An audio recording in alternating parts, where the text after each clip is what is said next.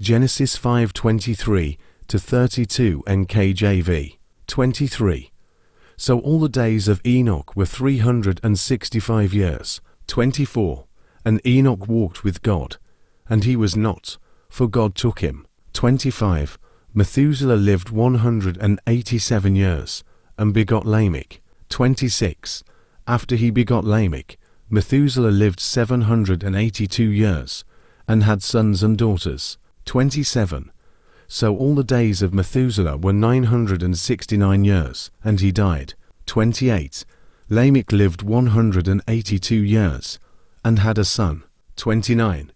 And he called his name Noah, saying, This one will comfort us concerning our work and the toil of our hands, because of the ground which the Lord has cursed. 30. After he begot Noah, Lamech lived 595 years, and had sons and daughters. 31. So all the days of Lamech were 777 years, and he died. 32.